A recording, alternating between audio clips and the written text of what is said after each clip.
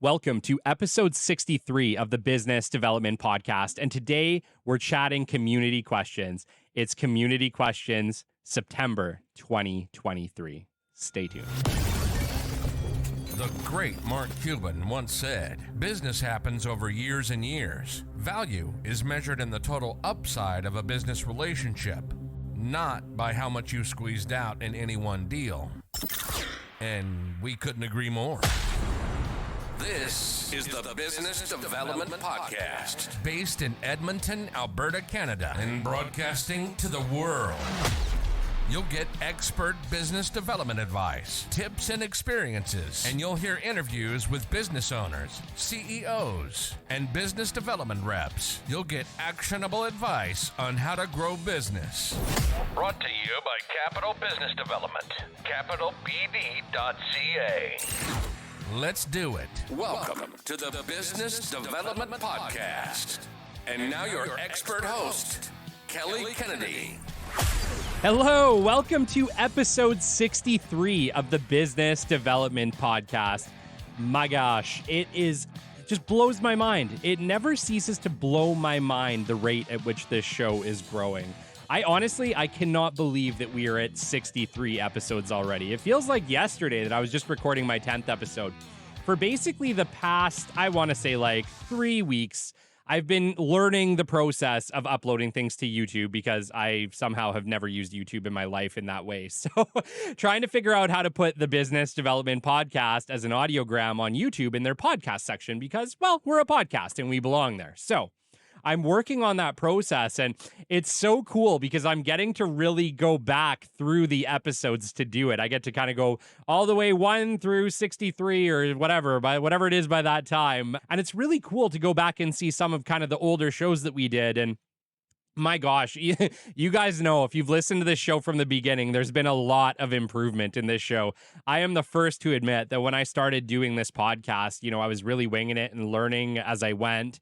And the quality of this show has definitely improved since the beginning, but it's still so amazing to go back and look at some of those original guest episodes that we had as well. And I just want to give a gigantic thank you to a couple guests in particular, McKinley Highland and Deanna Keene, for really being our first two guests and trusting me to do that even when I was learning and just kind of trying it for the first time. So it's cool to go back though and see all those and realize now that in just 7 months, we've done 63 episodes and we're still going. We're still clipping along and we're growing faster than ever.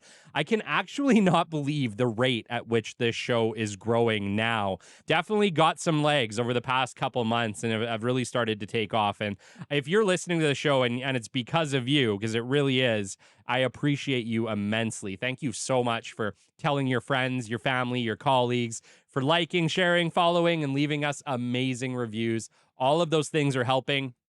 All of those things allow us to take this show to the next level. And that's what I want to be. I want to be the best business development show, period. That is what I want for the Business Development Podcast because why not? We need more business development. We just do. And it's something that every business needs, and it's not talked about enough. And I really hope to advocate and shout from the rooftops because business development is amazing, and every business needs it, and every business needs to know how to do it effectively.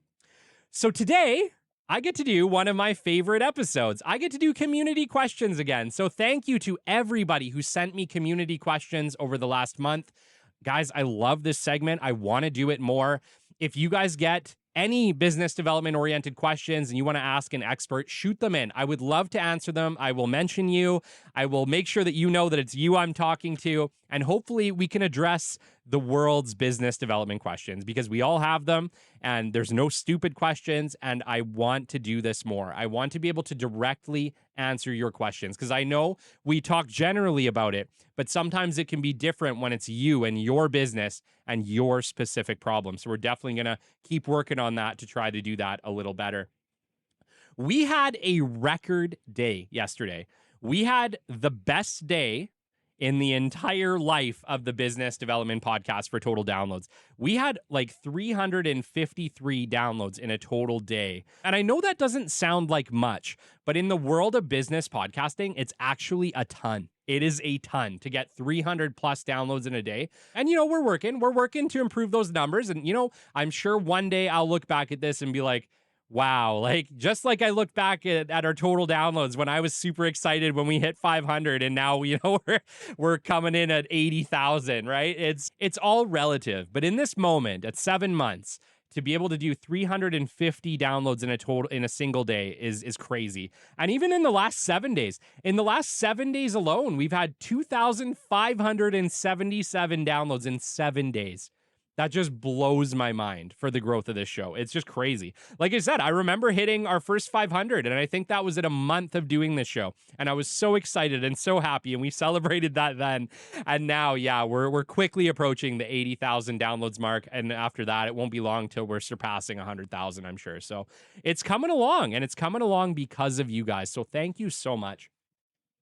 I also wanted to take a minute and give a gigantic thank you to Micah Slavins. He was with Lift Interactive, episode 62, Focus on Clarity. If you guys have questions regarding web design, Micah's websites are some of the best I've ever seen. Lift Interactive does absolutely stunning work. And I mean that, stunning work. All you have to do is go to their website and check it out. But some of the stuff they do is so cool. If you guys need new websites, and I don't care whether you're a small company or a gigantic corporation or a city or a town, you need to check out Micah. They do amazing things. Lift Interactive. Okay. Well, I guess we can really just get into it then, huh? Well, it is episode 63. It is Community Questions, September 2023. And let's start this out. David Steffen wrote into me and he asked, how is business development different when selling services versus a product? He says that they make machines, but their real product is the engineering service that they provide. So even though they make machines and they sell machines, the main product or the main service of their business is selling engineering services. Is there a difference? Well, you guys know I recently did a show on this because I thought, it had been like the 50th time that I'd gotten that question. So it was time to just do an entire show. But if you didn't listen to that show, we're going to do a little recap. So, as you know, David, there's not a huge difference in it, right? Business development is about building interest. You have to build interest, and it doesn't matter whether it's a product or a service. I think maybe some of the ways that we build interest in a product versus a service is different, but the job itself is always the same. That's the best thing about business development, and it's something that I absolutely love. And the longer I've done this, the more I've recognized that business development is business development is business development. It doesn't matter whether you're selling, like I said, $100 widget or $1 billion widget. The job is the same. You have to build interest in that product or service. You have to then take that interest into a meeting, into a product demo, and then you need to ask for an RFP, RFQ, get on a vendor list, and ultimately send a proposal for that product, right? You can't sell anything without proposal. It doesn't matter whether it's a product or a service. So there's a lot of synergies. There's a lot of synergies between them. I would say, David, the biggest difference between the two is that both of them, I suppose you have to try them, right? Like anything, you really have to see how it is for you. One service may be great for one customer, but maybe not great for the other. And really, sometimes it's hard to tell unless they try it out and see if it works well for them in their business. A product is really the same. You sell products by demoing them, by letting the customer touch them, feel them, utilize them, dream about them, think about how they will improve their business, right? But it's like anything. You need them to try it. So in my opinion, and kind of like I got into in that last episode, is when you're selling a service, the client knows they need it. You have to make it compelling enough for them to try your service, and then you have to deliver on that service. You have to actually do what you say you're going to do it well, and then you'll have a customer for life, really. Like for the most part, that's how that works. With the product side of it, same thing. You need to get them into a room. You need to build interest. then you need to invite them to try it. You need to say, hey, look, I have this product. And there's lots of ways you can do that. You can do free demos, you can do demo days, you can offer them different incentives to try it. But the reality is, with a product, with a physical item that you can touch, feel, love, they need to use it. They need to give it a go, right? I'm gonna relate this back to car sales. When I started car sales, you guys know how I feel about this. But anyways, back in the day, you did not sell a car without having them drive that thing for like a solid 40 minutes and love it and try out everything and dream about it and think about how would our life be in this car. That is still to this day how car sales is done. And it's no different for your product or service, whether you're selling robots, whether you're selling software. When you have something that you need your customer to buy, what you really need them to do is to think about how they're going to utilize it. How can we integrate this into our life? And even better, if you can give them the opportunity to integrate it into their day-to-day to test how that works for them. If it works for them and the price is right, you're going to sell your product. That's really the big difference. The answer is there's not a lot of difference. There's not a lot of difference. Products versus services, business development is the same. Follow business development principles. Make sure that you're being consistent about it. Make sure that you're leading it to face-to-face meetings, and then obviously a demo day or an opportunity for the customer to try your product if you're selling products, and then ask for an order, right? You can't sell anything unless you ask for that order. So lead it down the process, ask for the order, rinse and repeat, and you will find success. Okay. Thank you, David. I really appreciate that question. The next few questions we have are from Chris Eklund, who is a consistent contributor to the show. And Chris, I appreciate you greatly. Thank you so much for participating in community questions. He has a few questions today, and we'll start with, how do we track progress in the most efficient way? In this case, he was kind of chatting about CRMs. He was asking, how do we track the progress down the CRM? Well, his problem is that he couldn't find analytics in his CRM. I don't know if you did, Chris. We chatted back and forth about this briefly because I knew you needed an answer faster than I could give it to you with community questions. So we had chatted briefly, but I'm not sure if he did. But in his CRM system, for whatever reason, he was struggling to find the analytics feature to be able to track his progress with regards to his inputting of persons and what else, and his progress on deals. Every CRM I've ever used, Chris, in one way or another, had an insights feature, I guess you would call it. That's what they call it in Pipedrive, but really it's a reporting system.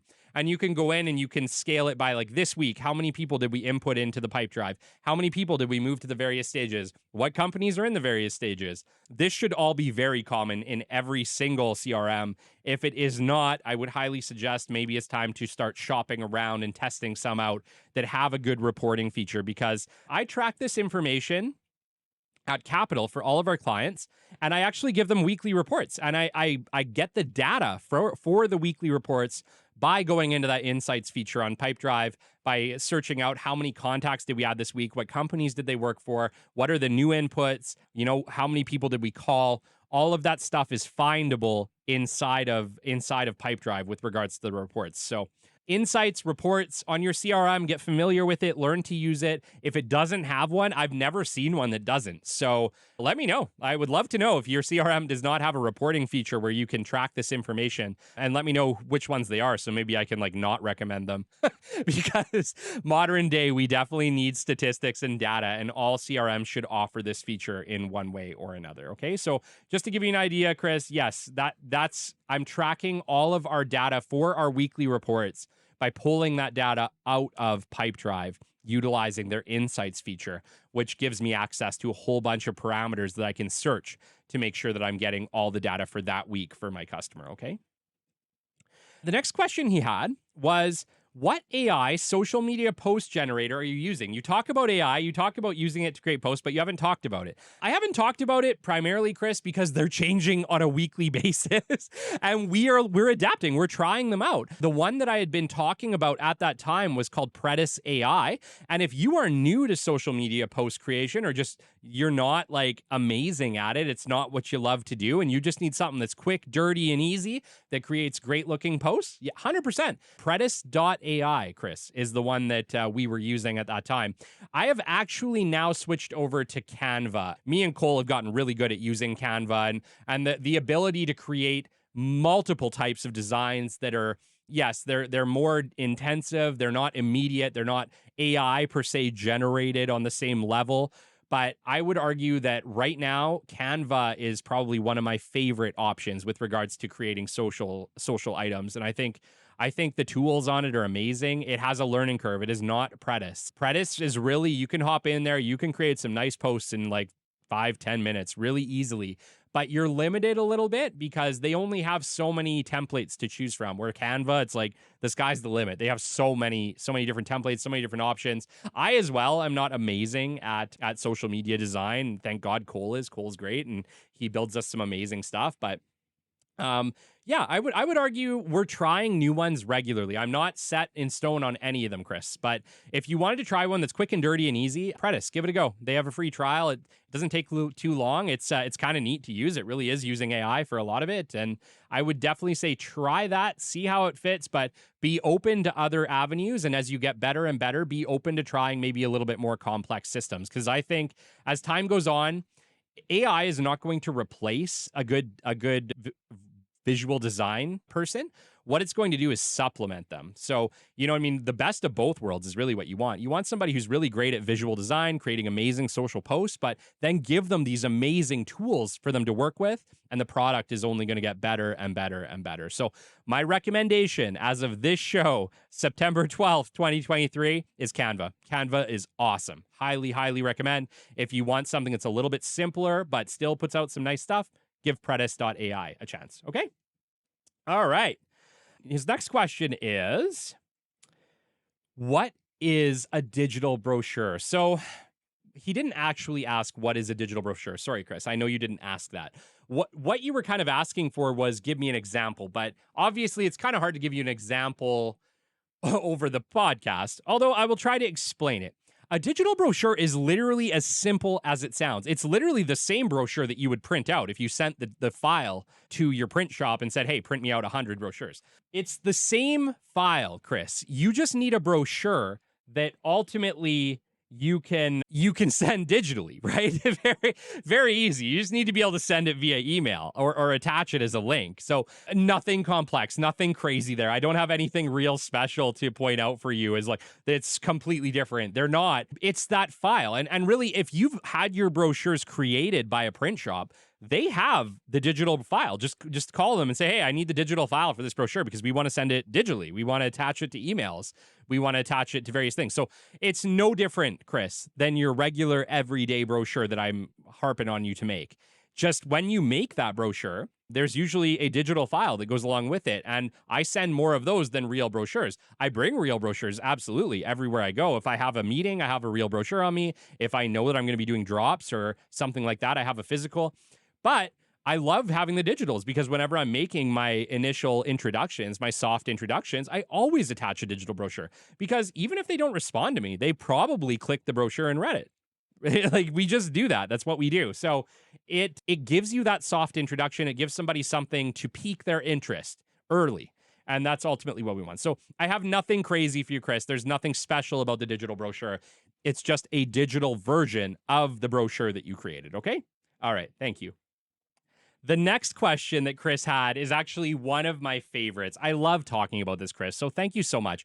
Chris has reached out because he actually just started a new job in business development, and he's killing it. And you know what? You're so smart, Chris, for even reaching out to ask these questions, because when I, started new jobs in business development, especially when I was younger, and I didn't have anybody to reach out to. So, kudos to you. Kudos to you for having the bravery to reach out and ask me these questions, man. Because I don't mind helping new business development people or people who are looking to refine their craft, because the reality is we need more of you.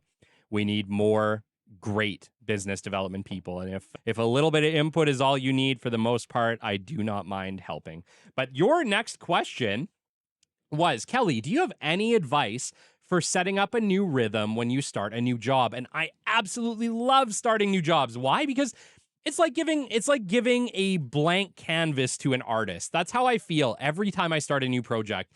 You know, when you start a new project, the sky's the limit. It really is. And this is never more true than business development, because you get into a new position, it's like, okay, great, find us new companies, they're all available. Go check them. I absolutely love this position. So kudos to you, and I'm a little bit envious. I think you're in a really great place, and I think you're going to absolutely kill it. However, what would I do? It's the process, right? So we have to start the process, Chris. So you're in a new place. I don't know whether it's a new company, new city, new opportunities all over the place. You name it. But what you need to do is you need to start at the beginning, okay? So what we have to start with always is your advertising material. None of this matters if you don't have good advertising material. So what I need you to do is start out by evaluating your company's website and marketing materials, and then make a call as to whether or not you can work with them or not. If you can work with them to start, but they still need improvement, that's cool. Start with what you got, but immediately put into action a plan that's going to improve this material, make it more relevant, make it more visually appealing. A lot of companies face the same problems, Chris. Their marketing material sucks. And I mean that in the best possible way. It's just when they designed it, they weren't thinking about it. They were thinking about how do we convey what we do, but they weren't thinking about how do we make this graphically or visually appealing and graphically interesting, right?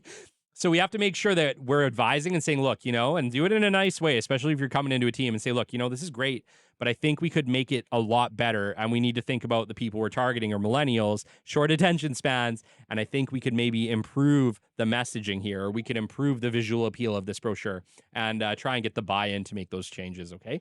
Once we have our website and our brochure and we're happy with them, then we have to start on our target list, right? So we got to sit down and we got to get specific, right? We talk about this, get specific.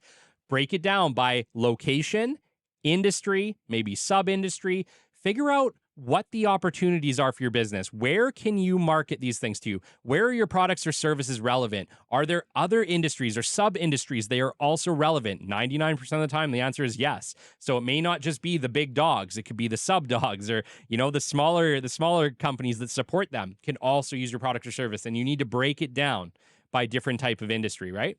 Then we got to start doing our targeting. We got to start finding these people. So hop on LinkedIn, send your 100 digital introductions a week. Start adding them to the digital introduction stage. Attach a very short and sweet message. Attach your brochure, right? Move those people then into the contacted stage. Find their phone numbers, find their emails, and make a reach out. Reach out to them in person. Make a real introduction for the company, and then take it to a meeting, right? We always need to take it to the meeting. Ask for the meetings. And remember, if you ask, you get them. If you don't ask, you won't get them. The secret to getting meetings is we have to ask. So make sure that we are taking the time and we are asking for that face-to-face meeting. And I get it, could be a Teams, but you need to have that real interaction where you can have an actual conversation with another human, and then sell your product there, okay? At that point, we need to be asking for an RFI, RFP vendor list. How do we get on the vendor list? Do you have potentially a bid coming up that we could bid on? Can I send you a proposal? Remember, you can't sell anything without the proposal. You need to send proposals to win bids, okay? And then once we've done that, move them down to your account management stage, have them follow up with it for the closure of the deal, or your sales team, have them close it. You, business development, go back to the beginning, rinse and repeat. If you can do this well, and remember too, I guess I didn't touch on it, but make sure that we're updating our CRM, right? Our CRM needs to be up to date on all of this process. But as long as we're doing this well, you're going to have great success. And it doesn't matter whether you're in a new city, new business, new company, the system works everywhere. Just take it back to the beginning, start over again, and find that new business over and over and over again. If you follow the principles, if you hold yourself accountable, you're going to do really well. You just need to follow the business development basics that are taught throughout this podcast, okay? If you go back and you follow those things and you're doing the cold calls, you're doing the digital introductions, you're taking it to a meeting, you're asking for the order, you're going to win a lot more proposals, okay? So, congratulations, but that's it, man. That's the rhythm. The rhythm works everywhere. Just keep doing it. All right. So that was Chris Eklund. Thank you, Chris, for your continued contributions to the show. Our next question comes from a relatively new listener, Tim Rella. Tim, I appreciate you immensely. You've been so kind since we've connected on LinkedIn. He's tagged us multiple times, and we've had some pretty great conversations, and I appreciate him. But he mentioned that with his company that he's working at, they're using Salesforce. He just came, I don't know if he just came into it or what, or if he'd been there for a while. Sorry, Tim, I apologize. But he mentioned that Salesforce is clearly impressive, but it's not cost effective for his size of business. Do you have a recommendation for a cost effective option that can also track engagement and pipeline visibility? So, you know it, man. Tim, I recommend Pipedrive. I really do. I think for cost effectiveness, for effectiveness in general, visibility, use, ease of use, amount of data provided, and the various levels you can buy if you need more from it, Pipedrive is where it's at. I would highly, highly recommend that your team gives it a try. Yeah, there's probably other ones. Pipedrive is really the one I recommend a lot because it's the one I have the most experience with. It's the one that at Capital we've chosen to use with all of our clients. It just gives us a standard to work from, and it's a great standard in my opinion. It's an absolutely amazing CRM. It scales with your business. And it's cost effective if you're a small business. So at the end of the day, for me, it's a no-brainer. It's the one that I want to kind of bring wherever I go. There's probably lots, Tim. And just because I talk about Pipedrive does not mean that there's not other CRMs. And I'm talking to all my listeners. I talk a lot about Pipedrive. It's just the one that I use the most, so I recommend it. But I'm sure there are lots of other options. Do your research. Figure out what it is you need in your business. Most of these CRMs, in my opinion, if they're independent, they're not part of an ERP system, they're independent, they're probably designed in such a way that they are built for the salespeople. They are built for the business development people. They're built to be fast. They're built with lots of horsepower. And that's what we need. We need something that's visually easy to see and work with, that moves quickly, but can also provide analytics and keep all of our data and integrate with a lot of systems. I would argue that probably most of the CRM systems that you can buy kind of aftermarket or from an independent party are going to meet those criteria these days. However, I still highly recommend Pipedrive. So that would be the one that I would say, give it a go. I think you'll like it. I think they lay out everything really well. It's a drag and drop system that's very easy to use, sends you follow-ups, integrates with everything you need to integrate with, integrates with your email, your phone, whatever else. So highly recommend it, man. I'd say try Pipedrive. If that one doesn't do it for you, there's probably quite a few, but I would recommend that that's where you go. Cause yeah, I agree. There's these big dogs that have been around a long time, and they're kind of designed for bigger companies at this point. And so they may not integrate well, even though they do provide a lot of horsepower. All right. Tim's next question was, if your ERP and CRM do not integrate well, okay, yeah, where should the information reside? Okay, yes, I get this. Well, my argument would be, Tim, that they typically don't integrate well, even when they're built inside of one another. Even when there's a CRM in an ERP, I find that it doesn't integrate very well because they're an afterthought. The people that are creating ERP systems are not thinking about how do we make this as smooth and easy as possible for the business development team. No, they're trying to make one product that somewhat works well for all teams. Sure, it's commendable. In my opinion, and I just haven't seen it yet. I'm not saying it does not exist. So the people that build ERP software and they're like, Kelly's always talking crap about ERP.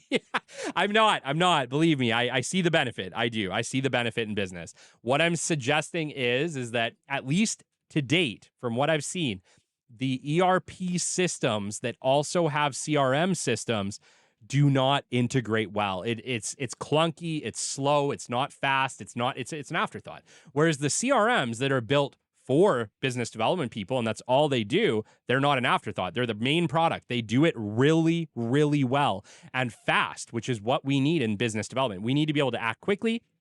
We need our data organized. We need to be spending way more time doing actual business development, phone calls, emails, asking for meetings, attending meetings.